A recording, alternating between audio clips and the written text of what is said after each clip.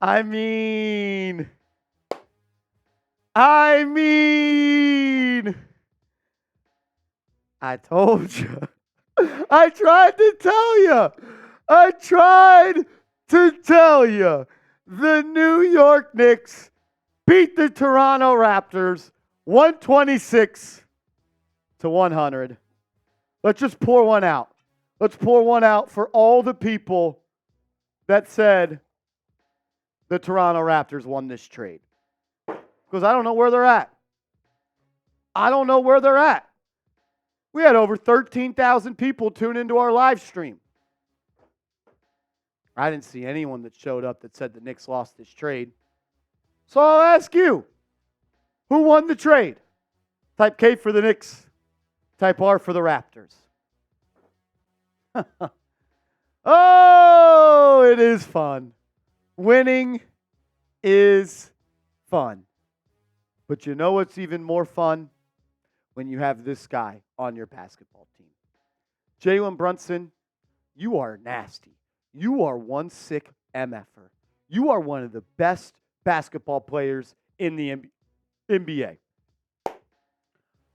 I don't think he should be the MVP, but if you call yourself a knowledgeable NBA fan and you talk about the MVP race and you don't mention the 6'1" lefty light-skinned dude that wears number 11 for the Knicks, you shouldn't talk basketball. Because if the New York Knicks did not have this player, God knows where they would be. 38 points, 9 assists, 56.5% from the field, and 45.5% from three on 11 attempts. The dude is different. Thank you, Jalen Brunson, for choosing to play for the New York Knicks. You are a special, special basketball player. RJ Barrett, I thought actually played a good game against the Toronto Raptors. I thought he did. Was very bad from the free throw line, which is actually uncharacteristic for him this season. He was 3 of 9 from the stripe with the Knicks prior to the Raptors trade. He was having a career year from the foul line. I do love that RJ Barrett and Immanuel Quickley did get a standing ovation when they were announced in the starting lineup. They were announced, and everybody was on their feet. And then at the first TV timeout, the Madison Square Garden Jumbotron played them a tribute video. I didn't think a tribute video was all that necessary, but it was a nice touch.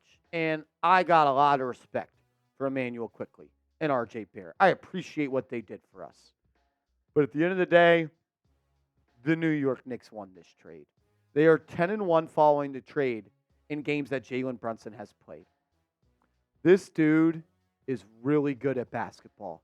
This dude is exactly what the New York Knicks needed.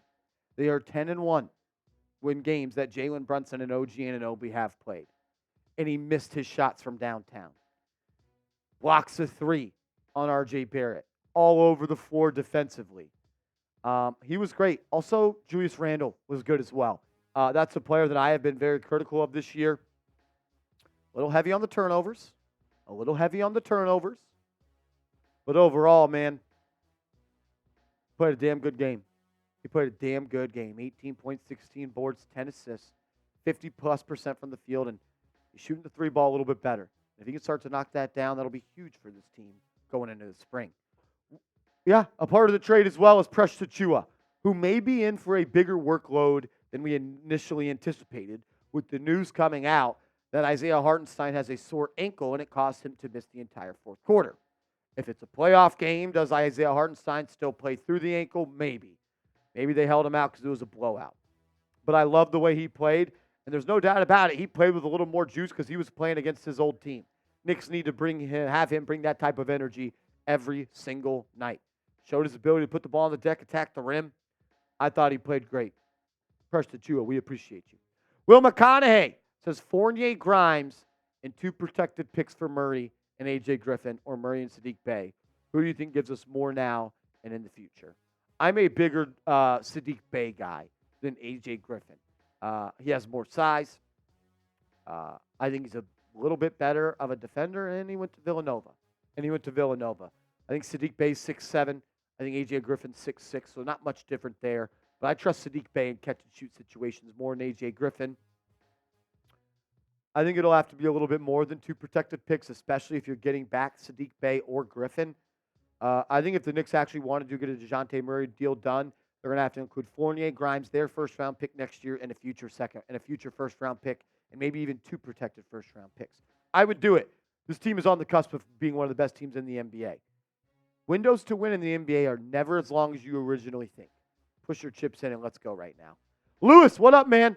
Maybe a long shot, but your thoughts. Tyus Jones and Corey Kispert for Fournier and the Washington pick back and maybe a second. That way you can keep Grimes for another trade. I think that would be a good trade, and I think that would help the Knicks. But at the end of the day, I'm only doing that trade if it's about 5 minutes left until the trade deadline. I want to see what else is out there. I'm a fan of Kispert. That dude could shoot the piss out of the ball. I also love Tyus Jones, one of the best turnover to assist ratios in the NBA. But for me, I want a guy that can play the 2. And I want a guy that can run the offense.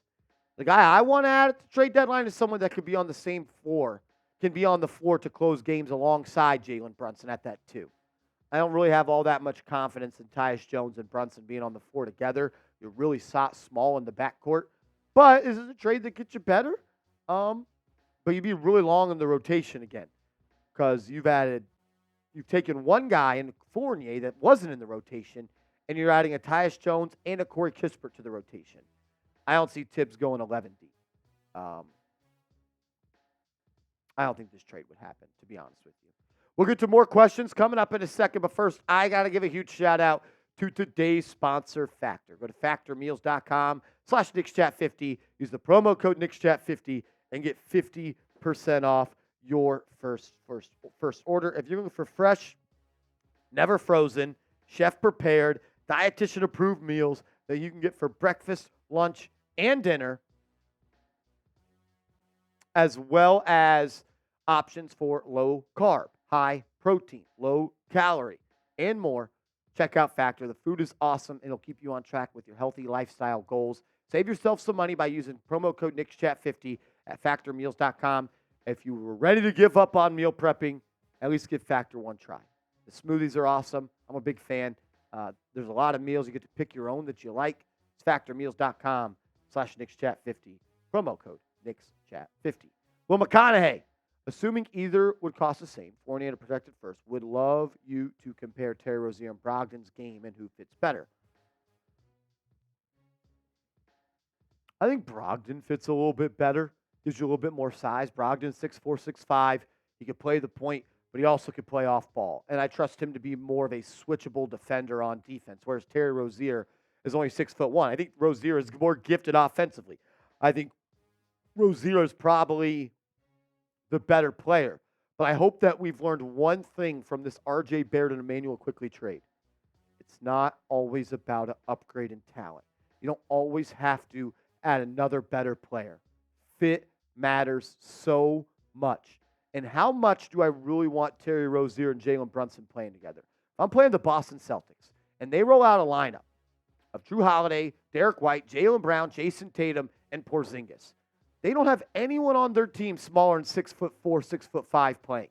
Do I really want to try to match that with a small 6'1" Terry Rozier and a small 6'1" Jalen Brunson? I'm not saying Malcolm Brogdon is an elite defender and it helps you there, but I do think it gives you a better chance to defend the Celtics than Rozier. Rozier gives you a better option to run the second unit because I think he's a better player.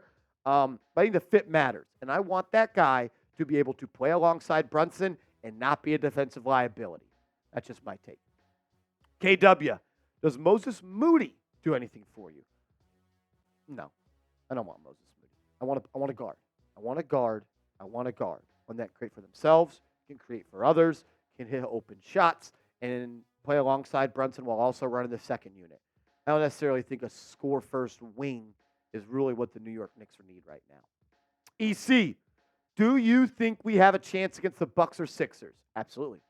I would bet on us to beat the Bucks and the Sixers. I don't think the Bucks are a good matchup for us. Said that wrong. I don't think we are a good matchup for the Bucks in the sense of they don't have anyone that can guard our best player, and their best player has to guard Julius Randle. And the best way for the Bucks to play defense is for Giannis to be that roaming defender. Randle's going to make him work. I will say their size does scare me a little bit. But if I'm getting back Mitchell Robinson and I have Isaiah Hartenstein, I'll take my chances because they can't guard our best player. They can't guard our best player. Levi's the best. I think Tibbs should run more pin down screens for OG in the left corner. I remember them doing that play against the Timberwolves, and it worked instead of inefficient Randle ISOs. Yeah, I agree. And not just pin down screens. Like, OG, I think, has gotten more and more comfortable in this offense, and they continue to get him looks. And I think the more you can get him integrated in this offense, more comfortable it'll help, because as much as we came into this trade with the understanding that OG is a great catch-and-shoot guy, he is, but we've seen some games where he goes 0 for 3, or we've seen some games where he goes 1 for 4. But if you can give him those easy buckets, those easy layups, if you have him feel more engaged, I think that'll help the three-point shot. We've also seen he's 6'8", 230, and he is strong as an ox. He can take a shoulder into someone and bounce off him and get to the lane. I also think probably would help trying to re-sign him if he got more looks on this offense. You need him to be happy. Love the way he's playing, though. He doesn't need the ball. But when he does, he usually makes the right play. Jay Liv, if Ihart is hurt and expected to miss any significant amount of time, should the Knicks prioritize a real backup big leading up to the deadline?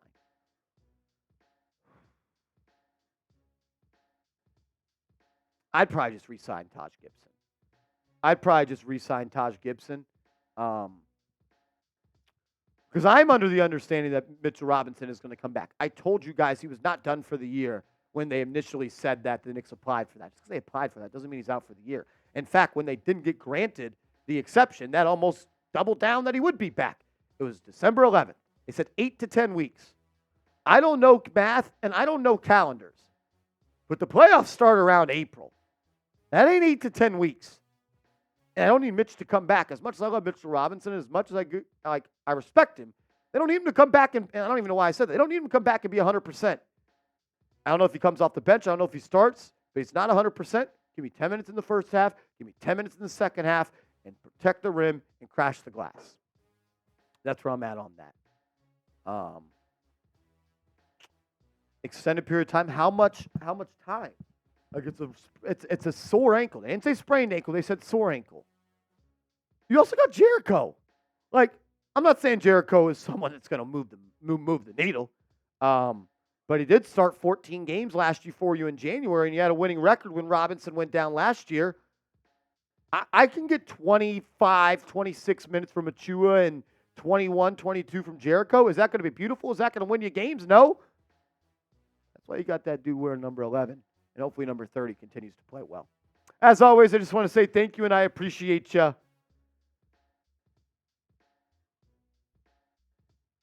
go Knicks. What a trade. What a trade. What a trade.